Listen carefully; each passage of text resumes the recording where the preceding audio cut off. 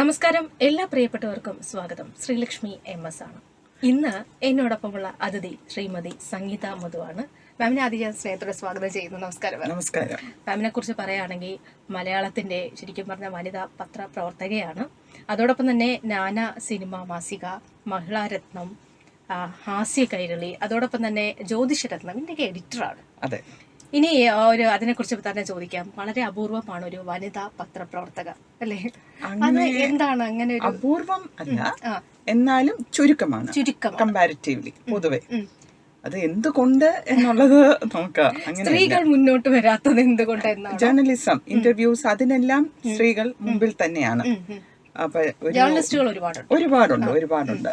ഉത്തരവാദിത്തം എന്ന് വരുമ്പോൾ അത് മിക്സായി പോകുന്നതിന്റെ ഒരു വ്യത്യാസം. ചുമതല കൂടുതലാണ്, എഡിറ്ററിന്റെ ചുമതല. അത് വരുമ്പോഴാണ് ആ ഒരു ഗ്യാപ്പ് കുറച്ച് വരുന്നത്. ഇപ്പോ ശരിക്കും പറഞ്ഞാല് മാമിന്റെ ഒരു ഫാമിലി പറയുകയാണെങ്കിൽ തന്നെ ഒരു 3 തലമുറ, മൂന്നാമത്തെ തലമുറയാണ് ഞങ്ങളുടേത് ഇപ്പോൾ ഉള്ളത്. ശരിക്കും പറഞ്ഞ പത്രപ്രവർത്തനമാണ്. അത് എത്രത്തോളം മാമിന്റെ ജീവിതത്തെ സ്വാധീനിച്ചിട്ടുണ്ട്? ശരിക്കും നമ്മൾ പറയാറുണ്ട്, അച്ഛൻ ഡോക്ടറാണോ, അച്ഛൻ വക്കീലാണോ, അഞ്ച് മക്കളും അങ്ങനെ വരുമെന്ന് പറഞ്ഞത് കൊണ്ട് വന്നതാണോ? അല്ല. ഇപ്പൊ ഞാൻ മരുമകളാണ് ഈ കുടുംബത്തിലേക്ക്. അപ്പോൾ നമ്മുടെ വ്യക്തിപരമായിട്ടുള്ള താല്പര്യങ്ങളും അതിനെ സ്വാധീനിച്ചിരിക്കാം. വായന, പിന്നെ കാര്യങ്ങളും, നാട്ടുകാര്യങ്ങളും വീട്ടുകാര്യങ്ങളും അറിയാനുള്ള നമ്മുടെ ഒരു സ്വയ താല്പര്യങ്ങൾ ഉണ്ടല്ലോ. ഗോസിപ്പുകൾ മാത്രമല്ലാതെ പൊതു പല തരത്തിലുള്ള വിഷയങ്ങളെ കുറിച്ച് അറിയാനുള്ള ആ ഒരു ജിജ്ഞാസ, അതാണ് ഉണ്ടായിരുന്നത്. ഞാൻ ഈ രീതിയിൽ സംസാരിക്കുന്നത് എന്താന്ന് വെച്ചാല്, മാം പൊതുവെ ഒരു ഹാസ്യം കൈകാര്യം ചെയ്യുന്ന ഒരു എഡിറ്റർ കൂടിയാണ്. അതുകൊണ്ടാണ് ഞാനത് നോക്കുകയാണെങ്കിൽ, കാരണം ഞാൻ ഭയങ്കരമായിട്ട് തമാശ ഇഷ്ടപ്പെടുന്ന ഒരാളാണ്. പൊതുവെ എല്ലാവരും അതെ. പക്ഷെ നമ്മളെ കുത്തുമ്പോഴാണ് എല്ലാവർക്കും ഫീൽ ചെയ്യുന്നത്. നമ്മളെ കുത്തിയായിരിക്കും ചിലര് തമാശ അതാണ് വേദനിപ്പിക്കുന്നത്. വ്യത്യാസം പണ്ടത്തെ സിനിമകളും ഇപ്പോഴത്തെ സിനിമകളും ഞാനിടെ ആയതുകൊണ്ട് എടുത്തു പറയാം. നമ്മള് മോഹൻലാൽ ശ്രീനിവാസന്റെ ദാസ, വിജയ, ഈ ബുദ്ധി നേരത്തെ, അങ്ങനത്തെ ഒരു ക്ലാസിക് തമാശകൾ കാലകാലങ്ങളായാലും നമ്മൾ മറക്കില്ല. ഏത് ജനറേഷനിലെ കുട്ടികളാണെങ്കിലും അവരുടെ യൂട്യൂബ് ചാനൽ ഏതെടുത്താലും എവിടെയെങ്കിലും ഒക്കെ നമുക്കത് അറിയാൻ പറ്റും. അതിലൊരു വേദനയല്ല, പക്ഷെ ഇപ്പൊ ഉള്ള പല തമാശയ്ക്കും മാറ്റം വന്നു. അപ്പൊ അവരുടെ വേണം എന്നും പറഞ്ഞ് ഉണ്ടാക്കിയ തമാശകളാണ് കൂടുതലും നമുക്ക് കാണാനും. അപ്പൊ അതിന്റെ തുടർച്ചയല്ലേ ബാക്കിയുള്ളവരും അത് പറയത്തുള്ളൂ. ഇപ്പൊ ഈ ഹാസ്യം കൈകാര്യം ചെയ്യുമ്പോൾ ഇപ്പൊ എത്ര വർഷമായിട്ട് മാം ഇങ്ങനെ ഒരു? ഞാൻ കല്യാണം കഴിഞ്ഞ ആ ആഴ്ച തൊട്ട് ഞാൻ ഇതിലുണ്ട്. 28 വർഷമായിട്ട് 5 PG ഉണ്ട്. 5 PG ഉണ്ട്. അത് വിവാഹശേഷമാണോ? ഒരെണ്ണം വിവാഹത്തിന് മുമ്പ്, അത് പഠിച്ചുകൊണ്ടിരുന്നപ്പോഴാണ് വിവാഹം നിശ്ചയിച്ചത്. കഴിഞ്ഞപ്പോഴേക്കും കഴിഞ്ഞു. പിന്നെ അത് കഴിഞ്ഞ് ജോലിയോടൊപ്പം തന്നെ നമ്മള് ഇതുമായിട്ട് ബന്ധപ്പെട്ട് പഠനം പൊതുവെ ഇഷ്ടം, അതൊരു റിലാക്സിങ് വേ ആണ് എനിക്ക്. വായന പോലെ തന്നെ വിവിധ വിഷയങ്ങളിലെ ആ ഒരു താല്പര്യം വീട്ടുകാരും എതിർത്തില്ല. അങ്ങനെ കറസ്പോണ്ടൻസ് ആയിട്ട്. ഈ എഡിറ്റർ എന്ന് പറയുമ്പോൾ ഒരുപാട് കാര്യങ്ങൾ ശ്രദ്ധിക്കണം, ഒരുപാട് കാര്യങ്ങളിൽ ഇടപെടണം. ചിലപ്പോ പലരുടെയും ദേഷ്യമോ അല്ലെങ്കിൽ അമർഷമോ പിന്നെ പരാതികൾ അടിച്ചു വന്നു കഴിഞ്ഞാൽ പിന്നെ ഫോട്ടോ കുറ്റം, ഞാൻ ചിരിച്ചില്ല, എന്റെ ആംഗിൾ ശരിയില്ല, ഈ ഡയലോഗ് വേണ്ടായിരുന്നു, ഷോ ഞാനിത് അപ്പ അങ്ങനെ പറഞ്ഞതല്ല, അടിച്ചു വന്നിട്ട് നമുക്ക് ഇതൊന്നും ചെയ്യാൻ പറ്റത്തില്ല. പിന്നെ ഒരു മാപ്പപേക്ഷിക്കുക എന്നുള്ളത് നമുക്ക് ചെയ്യാമല്ലോ. സാധാരണ നമ്മൾ ചില മാസികകൾ കാണാറുണ്ട്, ചിലത് ഇങ്ങനെ ഒരു തെറ്റ് സംഭവിച്ചു പോയി, ഖേദിക്കുന്നു, ചിലപ്പോ അവര് പറയുന്നതായിരിക്കാം. പക്ഷെ നമുക്ക് പിന്നെ ഖേദം പറയാതെ വേറെ അടുത്ത ഓപ്ഷൻ വഴക്കിന് പോകണ്ട. ഇപ്പം മാറിയേക്കാം എന്ന് വെച്ചാൽ ആ വികാരത്തിൽ, ഇപ്പം നമ്മൾ പറയുന്നത് പോലെ ആ ഒരു മൂഡില്, ആ ഒരു രസത്തില് കാര്യങ്ങൾ പറയുന്നതായിരിക്കാം. പക്ഷെ അടിച്ചു വരുമ്പോൾ ഈ വായിക്കുമ്പോൾ അയ്യോ ഇത് ഇങ്ങനത്തെ ഉദ്ദേശത്തിൽ വരുമോ എന്നുള്ള ഒരു സംശയം പലർക്കും തോന്നും. ഈ നാനാന്നൊക്കെ പറഞ്ഞാൽ നമ്മൾ ഒരു കാലത്ത്, ഇപ്പോ എനിക്ക് തോന്നുന്ന ആഴ്ച പതിപ്പാണ് അല്ലെ, അതൊക്കെ ഒരു പത്രത്തിനോടൊപ്പം വീടുകളിൽ വരാറുണ്ട്. പിന്നെ അന്ന് യൂട്യൂബ് ഇല്ല, ഒന്നും ഇല്ലല്ലോ. അത് മോഹൻലാലിന്റെ പടം കാണാൻ വേണ്ടി, പടം വിശേഷങ്ങൾ അറിയാൻ വേണ്ടി, എവിടെയൊക്കെ സിനിമ നടക്കുന്നു, എന്തൊക്കെ നടക്കുന്നു, എവിടെയൊക്കെ ഷൂട്ടിംഗ്, അവിടെയൊക്കെ നമുക്ക് പോയിരിക്കാം, വട കഴിക്കാൻ, ചായ കുടിക്കാം, അങ്ങനത്തെ ഇഷ്ടംപോലെ കാര്യങ്ങളൊക്കെ ഷൂട്ടിംഗ് നടക്കുന്നു എന്ന് വരെ നമുക്ക് കൃത്യം. ഇതിപ്പോ ഇതുപോലത്തെ ഒരു റൂമിനകത്തൊക്കെ അല്ലേ ഷൂട്ടിംഗ്, ആരറിയുന്നു, പോകുന്നു. എല്ലാം അങ്ങനത്തെ സിനിമകൾ. പ്രേമം എന്നുള്ള സിനിമ ഇതുപോലെ ഫോണിലൂടെ, മൊബൈലിലൂടെ എടുത്ത ഫിലിം എന്നുള്ള ആ ഒരു ഖ്യാതി അവര് ഭയങ്കര ഭയങ്കരമായിട്ട് പടവും ഹിറ്റായി. അതെ. അതിനുശേഷം ഇങ്ങനെ ഒരു ഓപ്ഷൻ ഉണ്ട്, മിക്ക പടങ്ങൾക്ക് അങ്ങനെ ഒരു അവസരം മതി, ചെലവ് കുറവ്, ആൾക്കാരെ അറിയിക്കണ്ട, കിട്ടിയാ കിട്ടി, പോയാ പോയി, ഓടിയാ ഓടി, ഇല്ലെങ്കിൽ ഇല്ല, നഷ്ടമില്ലല്ലോ. അതെ, റേഡിയോ ബെൻസന്റെ ഒരു പരിപാടിയുടെ പേരും കൂടിയാണ് കിട്ടിയാ കിട്ടി. Very good. എന്തല്ല പേര് പറഞ്ഞപ്പോ അങ്ങനെ തോന്നി, കാരണം അതിന്റെ അവതാരക നമ്മളിപ്പം പിന്നാമ്പുറത്തുള്ളത്. അത് കറക്റ്റ് ആയിട്ട് പറഞ്ഞു, അതാണ് അയാൾ ചിരിച്ചത്. ഓക്കെ മാം, അപ്പൊ ഞാൻ പറഞ്ഞ ഈ നാനയുടെ കാര്യം പറയുമ്പോ ഇത്രയും വർഷം കഴിഞ്ഞപ്പോൾ നമ്മൾ ഈ മാസികകൾക്ക് എന്തെങ്കിലും മാറ്റം വന്നിട്ടുണ്ടോ? വായന പൊതുവെ കുറഞ്ഞില്ലേ? അപ്പൊ നമ്മൾ ഈ പറയുന്ന വിഷയം തന്നെ വണ്ടി പോകുമ്പോൾ കേൾക്കുക, അങ്ങനത്തെ ഇതിലേക്ക് താല്പര്യങ്ങൾ മാറുന്നത് കൊണ്ട് വായന. അപ്പൊ നിങ്ങൾക്ക് എന്താണ് നിങ്ങൾ വരുത്തിയ മാറ്റം? അത് നമ്മൾ ഇതിനൊപ്പം സോഷ്യൽ മീഡിയയില് നമ്മളും കൂടി ആക്റ്റീവായി. ശരിക്കും മാസിക സോഷ്യൽ മീഡിയയിലോട്ട് മാറിയില്ല, ഇതും ഉണ്ട് എന്ന് വെച്ചാൽ വായന മരിക്കുന്നില്ല. ഇപ്പൊ നമുക്കാണെങ്കിലും വായിക്കുക നമ്മളിങ്ങനെ പ്രൊമോട്ട് ചെയ്തോണ്ടിരിക്കുക, ഇതിലാണെങ്കിലും വായിക്കുന്നുണ്ട്, മൊബൈലിലാണെങ്കിലും എന്തായാലും വായനയുണ്ട്. ഭാഷ, ബംഗാളികൾ വന്ന് എന്ത് മനോഹരമായിട്ട് മലയാളം സംസാരിക്കുന്നു. ഫോണിൽ അവർക്ക് ഇംഗ്ലീഷ് അറിയത്തില്ല, ഒന്നും അറിയത്തില്ല, മെസ്സേജുകളൊക്കെ കറക്റ്റ് ആയിട്ട് അവർക്ക് മനസ്സിലാവുന്നുണ്ടല്ലോ. അപ്പൊ വായനയുണ്ട് ഏതൊക്കെയോ ഫോമില്. നമ്മൾ ഇതിലേക്ക് കുറച്ചുകൂടെ വരും. ഇപ്പൊ ജപ്പാനില് പുതിയ നിയമം അനുസരിച്ച് 14 വയസ്സ് വരെയുള്ള കുട്ടികൾ മൊബൈൽ തുടരുത്. നമ്മളെ പോലെ ഒന്നും അല്ല, ജപ്പാനിൽ കുറച്ചുകൂടെ അവര് സീരിയസ് ആയിട്ട് നോക്കുന്നത് കൊണ്ട് തീർച്ചയായും രക്ഷിതാക്കൾ അത് ഫോളോ ചെയ്യും. അപ്പൊ നമ്മളിപ്പം മുംബൈ പോകുന്നവരെ ഗമിക്കുന്ന ഗോക്കളായതുകൊണ്ട് പതുക്കെ ജപ്പാനിൽ നിന്ന് അമേരിക്ക വരും, അമേരിക്കയിൽ നമ്മൾ ഇന്ത്യയിലോട്ട് വരുമ്പോൾ നമ്മളും ബാക്ക് ടു കാലം കുറച്ചെടുക്കുമെന്നേ ഉള്ളൂ. ബട്ട് സ്റ്റിൽ പ്രിന്റിന് അതിൻ്റെതായിട്ടുള്ള വിലയുണ്ട്. പേഴ്സണലി ഞാനൊരു ക്വസ്റ്റ്യൻ ചോദിച്ചോളൂ. പാട്ട്, ഡാൻസ്, അത്തരത്തിലുള്ള കലയോടുള്ള ഒരു താല്പര്യം. പേര് സംഗീതയാണ്, അതുകൊണ്ട് പാടത്തില്ല. പാട്ട് ഇഷ്ടമാണ്, കല കണ്ട് ആസ്വദിക്കാം. ഡാൻസ് ഒക്കെ കണ്ടാൽ കൊള്ളാം. പാട്ട് ഹിറ്റ് പാട്ടുകളാണെങ്കിൽ നമ്മളും എൻജോയ് ചെയ്യും. ഇപ്പൊ റീൽസ്, നമ്മൾ സോഷ്യൽ മീഡിയയുടെ കാലമാണല്ലോ, റീൽസിന്റെ കാലമാണല്ലോ. അപ്പൊ അത്ര ഒരു കാര്യത്തിന് വേണ്ടിയുള്ള ശ്രമങ്ങളൊക്കെ ഉണ്ടാവാറുണ്ട്. റീൽസ് നമ്മുടെ മാറ്ററിന്റെ തന്നെ നമ്മൾ റീൽസ് എടുത്ത് നാന, മഹിള അതിലൊക്കെ ചേർക്കാറുണ്ട്. നമ്മുടെ പരസ്യങ്ങളാണെങ്കിലും ഇതുപോലത്തെ ഷോർട്ട് റീലുകൾ, വലിയ റീലുകൾ, അങ്ങനെ വെറൈറ്റീസ്. സമയം ഉണ്ടെങ്കിൽ നിങ്ങൾ ട്രെയിലർ ഒക്കെ കൊടുത്തിട്ട് കണ്ടിന്യൂസ് എന്ന് പറഞ്ഞ് അങ്ങനെ കൊടുക്കാറുണ്ട്. കുറച്ച് സമയം കിട്ടിയ, കുറച്ച് ഫ്രീ ടൈം കിട്ടിയ എന്ത് ചെയ്യാനാ കൂടുതൽ ആഗ്രഹം? കൂടുതൽ TV ഒക്കെ കാണും, വായിക്കും. പൊതുവെ വായ്നോട്ടം ഇഷ്ടം. വായ്നോട്ടം എനിക്ക് വണ്ടി എടുത്തോണ്ട് ആൾക്കാർ കൂടുതലുള്ള സ്ഥലങ്ങളില് പോയിരുന്ന് വായി നോക്കുക. അതാണ് ബീച്ചിലാണോ കൂടുതൽ, അതോ എവിടെയാണെങ്കിലും അങ്ങനെ ഡ്രൈവ് ഇഷ്ടം, വണ്ടി ഓടിക്കുക. അപ്പൊ അങ്ങനെ ഡ്രൈവ് ചെയ്യുക. അത് പോകുമ്പോൾ നമ്മളിങ്ങനെ പതുക്കെ പോകുമ്പോൾ ആൾക്കാര് ഇപ്പോഴത്തെ എല്ലാം ജോഡിയായിട്ട് നടക്കുന്ന കാരണം വായി നോക്കാൻ കുറച്ചുകൂടെ സൗകര്യമുണ്ട്. പല പ്രായത്തിലുള്ള പുതിയ കാര്യങ്ങൾ ഒരു പക്ഷെ മാസികയ്ക്ക് വേണ്ടി എടുക്കാറുണ്ട്. മാറിയില്ലേ? ഇപ്പൊ നമ്മൾ സംസാരിക്കുമ്പോ കുട്ടികൾ തന്നെ, പെൺകുട്ടികള് കോമൺ ആയിട്ട് ഇപ്പൊ പറയുന്ന വിഷയം എന്താ? എനിക്ക് വിവാഹം വേണ്ട. അങ്ങനത്തെ പുതിയ ട്രെൻഡുകൾ നമുക്ക് റീച്ച് ചെയ്യാൻ പറ്റും. അപ്പൊ സ്വയം തോന്നിയിട്ടുണ്ടോ ഞാനൊക്കെ നേരത്തെ കല്യാണം കഴിച്ചു പോലെ ഇത് കുറച്ചുകൂടെ നേരത്തെ വരണമെന്ന് തോന്നാറുണ്ട്? അങ്ങനെയില്ല. അപ്പം ഭർത്താവിനായിട്ട് അടി ഉണ്ടാക്കുന്ന സമയങ്ങളാണെങ്കിലാ ചുമ്മാതല്ലേ ഇപ്പോഴത്തെ പിള്ളേര് പറയുന്നത് എന്ന് പറയാം. ഫുൾ ടൈം നമ്മൾ അടി ഉണ്ടാക്കാറില്ലല്ലോ. അതെ. അല്ല, ഈ ബുക്കിലേക്ക് വരുവാണെങ്കിൽ ബുക്കും എഴുതിയിട്ടുണ്ടല്ലോ മാം. 5 ബുക്കുകൾ പ്രസിദ്ധീകരിച്ചിട്ടുണ്ട്. ആ ബുക്കുകളെ കുറിച്ചിട്ട് നമുക്ക് പരിചയപ്പെടാം. ഒരു 5 ബുക്കുകൾ, കഥ പോലെ ഒത്തിരി ബോറടിപ്പിക്കുന്നില്ല. ചുരുക്കത്തിൽ പറയാം, മറ്റൊരു തുടക്കം എന്ന് വെച്ചാൽ എന്റെ ലൈഫിൽ തന്നെ ഈ ഒരു എഡിറ്റിംഗ് അതുമായിട്ട് ബന്ധപ്പെട്ടല്ലാതെ എഴുത്ത് എന്നുള്ള ഒരു പുതിയ തുടക്കത്തിലേക്ക് മാറിയതിന്റെ ഒരു ഓർമ്മയാണ് മറ്റൊരു തുടക്കം എന്നുള്ള രീതിയിൽ. അത് ഇതുപോലത്തെ നമ്മൾ എന്നെന്നും ജീവിതത്തിൽ കാണുന്ന വ്യത്യസ്തമായ കഥാപാത്രങ്ങൾ, സന്ദർഭങ്ങൾ, അതിനെക്കുറിച്ച് ചെറുതായിട്ട് നമ്മളൊരു ഈ പറയുന്ന പോലെ ഒരു തമാശ കാര്യമായിട്ടുള്ള രൂപേണ അവതരിപ്പിച്ച ഒരു പുസ്തകം. പിന്നെ മഹിളാരത്നം, ജ്യോതിഷരത്നത്തിലെ എഡിറ്റോറിയൽസ് അതിനെ കമ്പൈൽ ചെയ്ത് ഉൾത്തുടിപ്പുകൾ, പിന്നെ നമ്മൾ ജ്യോതിഷം ഇതായതുകൊണ്ട് തിരുമുൽ കാഴ്ച, ഭഗവാനെ കാഴ്ചവെക്കുന്നു എന്നുള്ള രീതിയിൽ ഒരെണ്ണം.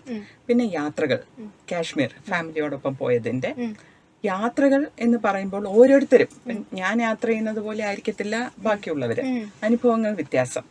അപ്പൊ നമുക്കായിട്ട് തോന്നിയ എന്ന് വെച്ചാൽ കാശ്മീരിൽ അല്ലാതെ സ്ഥിരം നമ്മൾ അല്ലാതെ തോന്നിയ വിഷയങ്ങൾ, അതുപോലെ കേദാർനാഥ്, നാനാത്വത്തിൽ ഏകത്വം. മറ്റേത് ജന്നത്തെ കാശ്മീറാണ്, കാശ്മീരിനെ കുറിച്ച്. നമ്മുടെ ഇന്ത്യ എന്ന് പറയുന്നത് യൂണിറ്റി ഇൻ ഡൈവേഴ്സിറ്റി, അതാണ് നമ്മുടെ സ്പൈനൽ ബോൺ, നമ്മുടെ അടിത്തറ. അപ്പം യാത്ര, ആ കേദാർനാഥ്, ബദ്രിനാഥ് നമ്മളൊരു ദൈവീകത എന്നതിൽ ഉപരി നമുക്ക് ഫീൽ ചെയ്തത് അതാണ്. അപ്പൊ അതിന് പ്രാധാന്യം കൊടുത്തുള്ള ഒരു ബുക്ക്. അങ്ങനെ ഇപ്പോൾ ആസ് ഇറ്റ് ഈസ് ഇങ്ങനെ 5 എണ്ണം.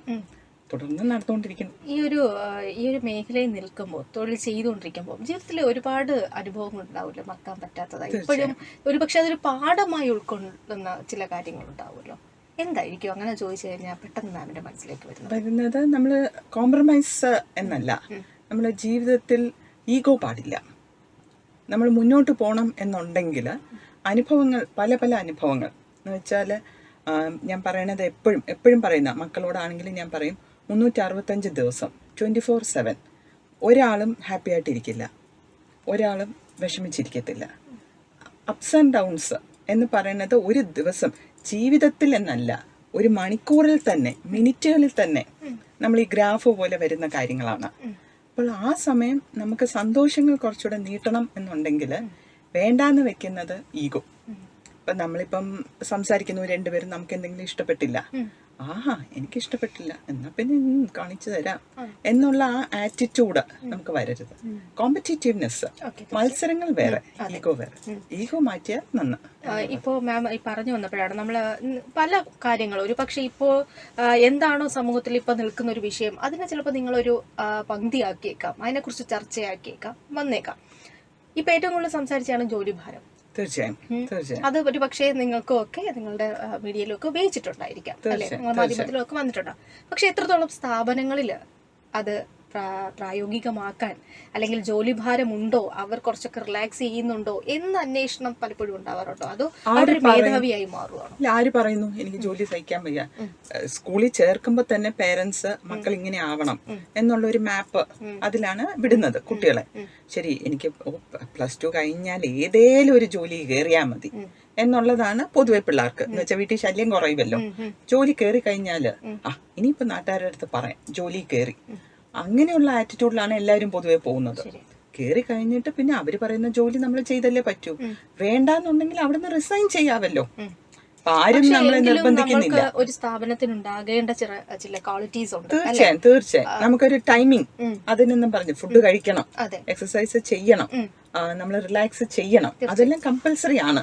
അതിന് പക്ഷെ നമുക്ക് ജോലി കിട്ടുമ്പോൾ ഇത് തീർക്കാൻ നമുക്ക് പറ്റുന്നില്ല എന്നുള്ള സമയത്താണ് നമ്മുടെ ഫ്രീ ടൈം കട്ട് ചെയ്യുന്നത്. ഇവിടെ എന്റെ പ്രധാനപ്പെട്ട ചോദ്യം അവിടെയാണ്. അതായത് നമ്മൾ ഇങ്ങനെയുള്ള കാര്യങ്ങൾ, വിഷയത്തെക്കുറിച്ച് സംസാരിക്കുമ്പോൾ, നമ്മൾ പൊതുജനങ്ങളെ അറിയിക്കുമ്പോൾ ജോലിഭാരം കൂടുതലാണ്, പലരും ആത്മഹത്യ ചെയ്യുന്നു, പലരും മരണത്തിന് കാരണമാകുന്നു. പക്ഷെ നമുക്ക് പൊതുവെ അത് ചെയ്യാൻ, അല്ലെങ്കിൽ അങ്ങനെ ഉണ്ടാവാതിരിക്കാൻ കൊണ്ടുവരാൻ സാധിക്കുന്നുണ്ടോ എന്നുള്ളതാണ് നമ്മുടെ സ്ഥലത്ത് എന്ന് പറയുന്നത്. ടെൻഷനുള്ള ജോലിയാണ് അല്ല, ഇത്രയും ടൈമിംഗ് അല്ലല്ലോ. എപ്പോ വേണമെങ്കിലും നമുക്ക് വായിക്കാം, ഇന്റർവ്യൂ എടുക്കാം, ഡിപ്പെൻസ്. അപ്പൊ അതിന് നമ്മളൊരു പ്രത്യേക ടൈം ഫ്രെയിം, മാറ്റർ പ്രിന്റിങ്ങിന് അയക്കേണ്ടതിന് നമുക്കൊരു ജോലിയല്ലേ അത്? തീർച്ചയായും. കൂടെ നിൽക്കുന്ന തൊഴിലാളികൾക്കും അല്ലെങ്കിൽ സ്റ്റാഫുകൾക്കൊക്കെ അവർക്ക് വരുന്നത് ഡെഡ് ലൈൻ ആണ് അവർക്ക് പ്രഷർ. അപ്പൊ നമ്മൾ ആ ഡെഡ് ലൈൻ നേരത്തെ കൊടുത്തു കഴിഞ്ഞു. അപ്പോൾ അത് എത്രമാത്രം നേരത്തെ അവർക്ക് പൂർത്തീകരിക്കാനാവുന്നോ അവർക്ക് അത്രയും പ്രഷർ കുറഞ്ഞിരിക്കും. അത്രേ ഉള്ളൂ. ഈ ഡെഡ് ലൈൻ മാറുന്നില്ലല്ലോ. ഇപ്പൊ ഒരു ട്രെയിനി ആയിട്ട് ഒരാൾ വന്നു കഴിഞ്ഞാൽ ആദ്യം കൊടുക്കുന്ന ഒരു ഉപദേശം, ഒരു അഡ്വൈസ് എന്തായിരിക്കാം? ആദ്യം ജോലി മനസ്സിലാക്കുക. എന്നിട്ട് നമ്മുടെ എല്ലാവർക്കും അവരവരുടെ സ്ട്രെങ്ത്തും കാണും, വീക്ക്നെസ്സും കാണും. ഇപ്പം സെയിം ജോലിയാണ് നമ്മൾ പറയുമ്പോൾ ജേർണലിസം മിക്കവരും എല്ലാവരും എടുക്കുന്ന, ആഗ്രഹിക്കുന്ന അത്. പക്ഷെ ഓരോരുത്തർക്കും, ചിലർക്ക് നേരിട്ട് പോയി ഇന്റർവ്യൂ എടുക്കാനുള്ള കഴിവ് കാണും, ചിലർക്ക് ബിഹൈൻഡ് ദ സീൻ ആയിരിക്കും ഇഷ്ടം, പലർക്കും പേഴ്സണൽ നമ്മുടെ സ്ട്രെങ്ത് വീക്ക്നെസ് കാണും. അപ്പോൾ ഈ എവിടെ പോയാലും എല്ലാ ജോലിയും ഡിഫറെന്റ് ആണ്. നമ്മൾ എത്ര എഞ്ചിനീയറിംഗ് പഠിച്ചു കഴിഞ്ഞാലും ഏതെങ്കിലും ഒരു സ്ഥാപനത്തിന് അതിൻ്റെതായിട്ടുള്ള ഒരു ആവശ്യം പോലെ ജേർണലിസം ആണെങ്കിലും അതിൻ്റെതായിട്ടുള്ള വ്യത്യാസങ്ങളുണ്ട്. ആദ്യം നമ്മൾ ജോലി മനസ്സിലാക്കുക. നമ്മുടെ സ്ട്രെങ്ത്, നമ്മുടെ വീക്ക്നെസ് നമുക്കാണ് അറിയുന്നത്. ബാക്കിയുള്ളവർക്ക് അത് പിന്നെയും മനസ്സിലാവും. അപ്പൊ നമ്മൾ ഇന്റർവ്യൂ എടുത്തിട്ടായിരിക്കും ആളെ എടുക്കുന്നത്.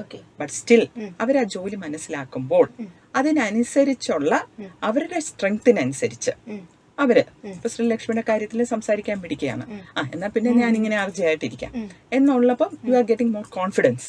നമ്മൾ ആ ചോദ്യം ഇൻസ്റ്റന്റ് ആയിട്ട് വരുന്നു. അതൊരു ഇൻസ്റ്റിങ്ക്റ്റ് ആണ്.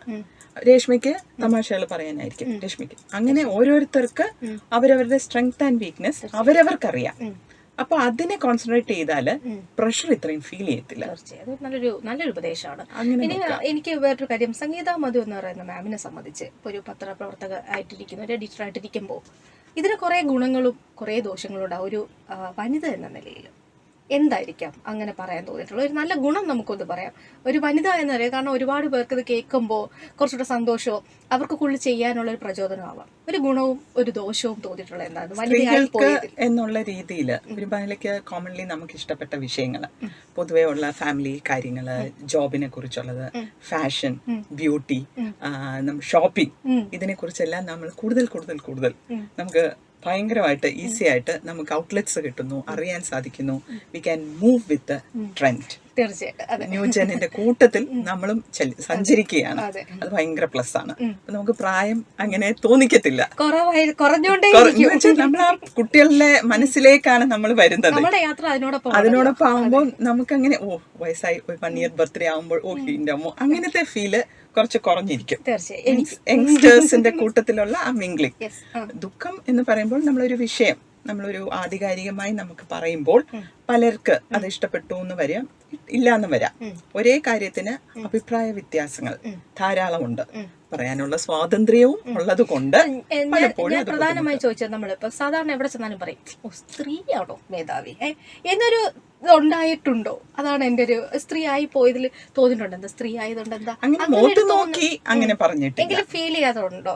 ഇങ്ങനെ ഒരു പ്രോബ്ലം ഉണ്ടോ? നമ്മൾ സ്വയം അങ്ങനെ ചിന്തിക്കാതിരിക്കുന്ന ആ ഒരു അറ്റ്മോസ്ഫിയറിൽ തന്നെയാണ് അങ്ങനെ ഒരു ചിന്ത ഉള്ളതായിട്ട് എപ്പോഴെങ്കിലും തോന്നിയിട്ടുണ്ടോ? നമുക്ക് അങ്ങനെ ഡയറക്റ്റ് ആയിട്ട് നമ്മളിപ്പം ഞാൻ പറയട്ടെ, നമ്മുടെ മുമ്പിലിരുന്ന് പറയുന്നതല്ല പുറകിലിരുന്ന് പറയുന്നത്. അപ്പൊ ഈ പുറകിലിരുന്ന് ഇന്ന ആൾക്കാർ പറയുന്നു എന്ന് നമുക്ക് മനസ്സിലായാലും അതവരെ അറിയിക്കാതിരിക്കുന്നിടത്തോളം കാലം നമ്മളത് അറിയുന്നില്ലല്ലോ. അവരെന്ത് വേണേലും പറയട്ടെ, അത് അവരുടെ പേഴ്സണൽ ഒപ്പീനിയൻ.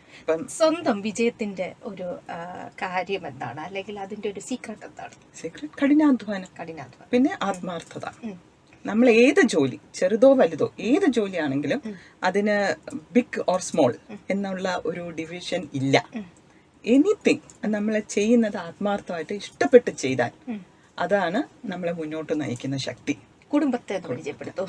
തീർച്ചയായും ഹസ്ബൻഡാണ് ഇതിന്റെ 3ാമത്തെ തലമുറ. ഹസ്ബൻഡ്, അദ്ദേഹത്തിന്റെ ഗ്രാൻഡ് ഫാദർ കൃഷ്ണസ്വാമി, അദ്ദേഹം തുടങ്ങിയ സ്ഥാപനങ്ങൾ തുടർന്നു കൊണ്ടുപോയത് father in law, mother in law doctor BA Rajakrishnan, Vimalakumari, my husband Madhu Balakrishnan R, ഒരു മകൻ B അനന്തകൃഷ്ണൻ, കോട്ടയം മെഡിക്കൽ കോളേജിൽ 2nd year വിദ്യാർത്ഥിയാണ്. ഇത്രയും വലിയ മക്കളുണ്ടെന്നൊന്നും പറയുന്നില്ല. അതാണ് ആദ്യം പറഞ്ഞുകൊണ്ട് വന്നത്. ഞാൻ പേഴ്സണലി ആദ്യം പറഞ്ഞു, ഇപ്പൊ നവരാത്രി ആരംഭമാണ്. അപ്പം എന്തിനൊക്കെയാണ് ഇനി കുറച്ച് ദിവസത്തേക്ക് സമയം കണ്ടത്? കൂടുതൽ പ്രാർത്ഥനകൾ, നമ്മുടെ ജോലിയോടൊപ്പം വൈകുന്നേരങ്ങളിൽ നമുക്ക് പ്രത്യേക പൂജകൾ, രാവിലെ നിവേദ്യം, അത് നമ്മുടെ ജീവിതത്തിന്റെ ഭാഗമാണ്. ഒരു മാധ്യമത്തിലൊക്കെ വർക്ക് ചെയ്യുന്ന ഒരാൾക്ക് ഏത് സമയവും അയാള് എന്താ പറയാ ബിസിയാണ്. തീർച്ചയായും ടൈം ഇല്ലല്ലോ ഈ ജോലിക്ക്. നമ്മുടെ ഈ ജോലി ആണെങ്കിലും റേഡിയോയിൽ വർക്ക് ചെയ്യുന്നു എന്ന് പറഞ്ഞാലും ഏകദേശം നമുക്കൊരു കൃത്യ സമയം വെച്ച് അങ്ങനെ ചെയ്യാൻ പറ്റുന്ന ജോലിയാണെന്ന് എനിക്ക് തോന്നുന്നില്ല. അത്രേ ഉള്ളൂ. ഏത് ജോലി അങ്ങനെ തന്നെ. എങ്ങനെയാണ് കുടുംബം അതിനിടയിൽ?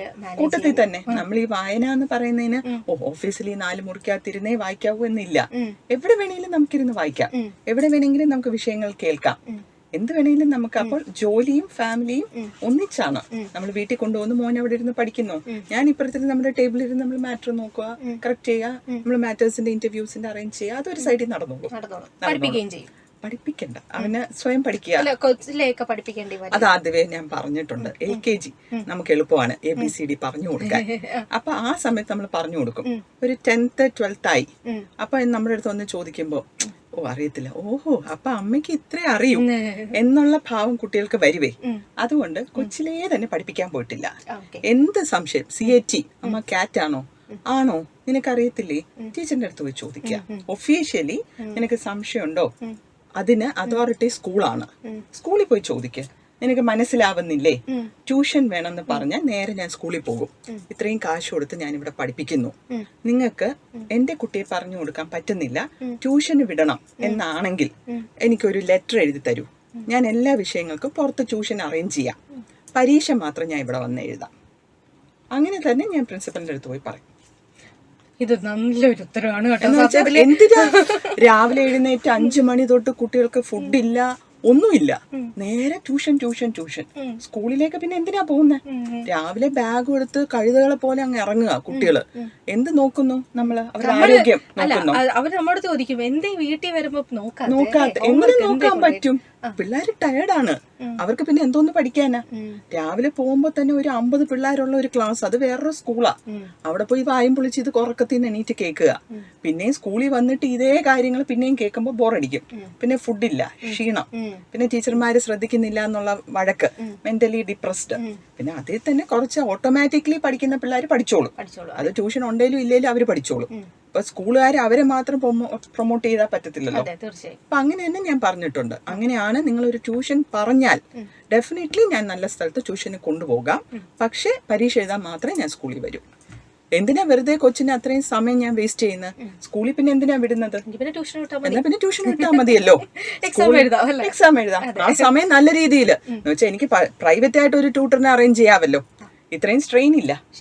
ഹോം ട്യൂഷൻ നടത്താം, പരീക്ഷ എഴുതിയാൽ മതി. അപ്പൊ അങ്ങനത്തെ ഇതൊരു പാഠമായിരിക്കട്ടെ. ഓക്കെ, അന്നൊരു കാര്യമാണ് മാം. ഒരു ക്വസ്റ്റ്യൻ കൂടെ ചോദിച്ചാൽ നമുക്ക് ഈ പരിപാടി വൈൻഡ് അപ്പ് ചെയ്യാം. ഏറ്റവും കൂടുതൽ ഇപ്പൊ ഒരുപാട് വിഷയങ്ങൾ കൈകാര്യം ചെയ്തെങ്കിലും ഇഷ്ടം ഏത് തരം വിഷയം കൈകാര്യം ചെയ്യാനാണ്? നമ്മളുടെ മോഡേൺ അപ് ടു ഡേറ്റ് ആയിട്ടുള്ള വിഷയങ്ങൾ, മാറുന്ന ലോകത്തിനൊപ്പം ആ മാറ്റങ്ങളെ കുറിച്ച് അറിയാനും അതിനെ മനസ്സിലാക്കാനും ഇൻട്രസ്റ്റ് ആണ്. റേഡിയോ ഇത് തുടങ്ങിയ റേഡിയോ ബെൻസിയർ തുടങ്ങിയ കാലം തൊട്ട് തന്നെ ഇതിന്റെ ഒരു മെമ്പർ എന്ന് വെച്ചാൽ ഒരാളാണ് ഞങ്ങളും. ഇതിന്റെ ഒപ്പം സഞ്ചരിച്ചിട്ടുണ്ട്. എവിടെ കൊല്ലത്തിനകത്ത് എവിടെ ഞങ്ങൾ യാത്ര ചെയ്താലും റേഡിയോ ബെൻസിയർ ഇട്ടാണ് സഞ്ചരിക്കുന്നത്. ഓൾഡ് ആൻഡ് ന്യൂ സോങ്സ്, നമ്മള് ഭയങ്കര നൊസ്റ്റാൾജിക് ആയിട്ടുള്ള കാര്യങ്ങള്, പല വിഷയങ്ങളെല്ലാം ഇതിലൂടെ നമ്മൾ പലപ്പോഴായിട്ട് കേൾക്കുമ്പോൾ മറന്നു എന്ന് തോന്നുന്ന കാര്യങ്ങൾ വീണ്ടും ഓർമ്മയിലെത്തുന്നു എന്നത് തന്നെ ഒരു ഹൈലൈറ്റ് ആണ്. വളരെ സങ്കടത്തോടുകൂടി ഒരു കാര്യം പറയട്ടെ, എനിക്ക് പരിപാടി വൈൻഡപ്പ് ചെയ്യാൻ തോന്നുന്നില്ല. സത്യത്തില് ഇതിങ്ങനെ ഒരു സാധാരണ സംസാരം പോലെ ഇങ്ങനെ സംസാരിച്ചിങ്ങനെ എനിക്ക് നമുക്കൊരാളെ സംസാരിക്കാൻ കിട്ടും. വളരെ സന്തോഷം. ഇത് തന്നെ ഒരു സ്ഥിരം പാറ്റേൺ ആണെങ്കിലും കേൾക്കുമ്പോൾ ഒരു സന്തോഷമുണ്ട്. Thank you. എനിക്കിതൊരു ഇന്റർവ്യൂ ആയിട്ടോ അല്ലെങ്കിൽ നമ്മൾ തമ്മിൽ ഒരു പ്രോഗ്രാം ചെയ്യാണെന്ന് എനിക്ക് തോന്നിയില്ല. നമ്മൾ തമ്മിൽ എന്തോ ഒരു വിശേഷം പറഞ്ഞിങ്ങനെ പോയതുപോലെ അതില് കാരണം പല കാര്യങ്ങളും എനിക്ക് കേട്ടപ്പോ അതിൽ നിന്ന് പഠിക്കാനുണ്ട്. ഇപ്പൊ നേരത്തെ തന്നെ ഒരു കുട്ടിയെ എന്തിനു സ്കൂളിൽ വിടണം എന്ന് ചോദിച്ചാൽ എന്നെ പോലുള്ള അമ്മമാർക്ക് അത് നല്ലൊരു പാഠമാണ്. ശരിയാ, കാരണം വീട്ടിലൊക്കെ ചെല്ലുമ്പോൾ അമ്മ ഇതെന്താ എന്ന് ചോദിക്കുമ്പോൾ നമ്മൾ കണ്ണുള്ളൂ ഈശ്വര ഇതൊക്കെയാണ് കുട്ടികൾ പഠിക്കുന്ന പാഠം. ഇതിനു വേണ്ടി പറയുന്നതല്ല. LKG ഞാൻ മോനെ ചേർക്കാൻ ചെന്നപ്പോൾ അവരെന്റെ അടുത്ത് ആദ്യം പറഞ്ഞു ഇത് പോട്ടി ട്രെയിനിങ് കമ്പൽസറി ആണ്. അപ്പൊ അതുകൊണ്ട് മാത്രം ഞാനൊരു പ്ലേ സ്കൂളില് ഒരു 3 മാസത്തേക്ക് എന്ന് വെച്ചാൽ നമ്മള് വീട്ടില് അവർക്ക് തോന്നുന്ന സമയം ആയതുകൊണ്ട് ഞാൻ മെനക്കെട്ട് പോയി ചേർത്തു. അത് കഴിഞ്ഞ് LKG ഞാൻ പോയി പേരൻസിന്റെ കൂടെ വെയിറ്റ് ചെയ്യുമ്പോൾ എന്റെ ചുറ്റും ഇരിക്കുന്ന പേരൻസ് സംസാരിക്കുന്ന എന്റെ കുട്ടി ONE 100 വരെ പറയും, 100 തൊട്ട് തിരിച്ചു പറയും. ABCD ക്യാപിറ്റൽ ലെറ്റേഴ്സ് എഴുതും, സ്മോൾ ലെറ്റേഴ്സ് എഴുതും, 1 to 200. I was shocked. Means ഇതൊന്നും ഞാൻ ചെയ്തിട്ടില്ല. എന്റെ കുട്ടിക്ക് അറിയത്തില്ല. ഞാൻ സ്കൂളിൽ വന്നാണ് കുട്ടി ഇത് പഠിക്കേണ്ടത്, അല്ലാതെ ഞാൻ വീട്ടിലിരുത്തി പഠിപ്പിച്ചിട്ടേ ഇല്ല. ഞാൻ ഞാൻ മോന്റെ കൂടെയാണ് ഞാൻ അവനെ കളിപ്പിക്കുക, എന്തൊക്കെ ചെയ്യാൻ പറ്റുമോ അതിനൊപ്പം ഞാൻ പോയിട്ടേ ഉള്ളൂ. ഞാൻ വിചാരിച്ചു എന്റെ മോൻ എന്താവും, ഇവരുടെ ഒപ്പം സ്കൂളിൽ ഇരിക്കുമ്പോ അവന്റെ കോൺഫിഡൻസ് പോയോ, ദൈവമേ ഞാൻ എന്ത് ചെയ്തു എന്റെ കുട്ടിയെ എന്നുള്ള ഒരു ഷോക്കായിരുന്നു ആദ്യം. എന്നിട്ട് അപ്പൊ ഞാൻ പറഞ്ഞു, അവൻ സ്കൂളിൽ പോയപ്പോ പറഞ്ഞു അമ്മ ABCD എഴുതാൻ പറഞ്ഞു. എല്ലാവരും എഴുതി, എന്തെഴുതണം? ഞാൻ പറഞ്ഞു ഇന്ന് എന്ത് സ്കൂളിൽ പഠിപ്പിച്ചു? 4 വരിലയില് അവര് A അല്ല, സ്ലാന്റിങ് ലെറ്റേഴ്സ്. അത് അങ്ങനെ അവര് തുടങ്ങിയത് അങ്ങനെയാണ്, ഓർഡർ അല്ല. അപ്പൊ ഞാൻ പറഞ്ഞു നിന്നെ എന്ത് പഠിപ്പിച്ചോ നീ വന്ന് ചെയ്യും, വീട്ടിൽ അത് ഞാൻ കൃത്യമായിട്ട് ചെയ്യിപ്പിക്കും. ഹോംവർക്ക് പിന്നെ റിവിഷൻ വീക്ക്ലി, അതിനുള്ള ടൈം എന്ത് വേണേലും കളിച്ചിട്ട് ഒരു ½ an hour നീ പഠിച്ചാൽ മതി. ഉഴപ്പണോ, വെള്ളത്തിൽ കളിക്കണോ, മഴയത്ത് പോണോ, എന്ത് വേണേലും ചെയ്തോ, ബട്ട് ½ an hour. ടോപ്പറാണ്, 10th +2 എല്ലാം ടോപ്പറാണ്, ദൈവം സഹായിച്ച്. അദ്ദേഹം നമ്മളെ റേഡിയോയിൽ പരിപാടി ചെയ്യാനും വന്നിട്ടുണ്ട് അല്ലേ, സ്കൂളിൽ നിന്നും ഇതിന്റെ ഭാഗമായിട്ടും ഉണ്ട്. ഓക്കെ, നമുക്ക് അതിൽ അഭിമാനം. വളരെ കുഞ്ഞായിട്ട് വന്നു, ഇന്നിപ്പോ വലിയ ആളായി. ഇനി നമ്മൾക്ക് നല്ലൊരു അഭിമാനമുള്ള ഡോക്ടറായിട്ട് വരട്ടെ ആശംസിക്കുന്നു. അതോടൊപ്പം തന്നെ മാമിന്റെ തുടർന്നുള്ള വർക്കിലും ഒക്കെ ഒരുപാട് കാര്യങ്ങൾ നമ്മുടെ സമൂഹത്തിന് വേണ്ടി ചെയ്യാൻ ഇനിയും സാധിക്കട്ടെ എന്ന് ആശംസിക്കുന്നു. Thank you. Well, it was a very good interview. Thank you for such a wonderful time. Thank you very much. ഇത്രയും നേരം നമ്മളോടൊപ്പം ഉണ്ടായത് ശ്രീമതി സംഗീത മധുവാണ്. മാമിനോടൊപ്പം പരിപാടിയിൽ നിന്ന് ഇവിടെ പറയുന്നു ശ്രീലക്ഷ്മി MS. Thank you.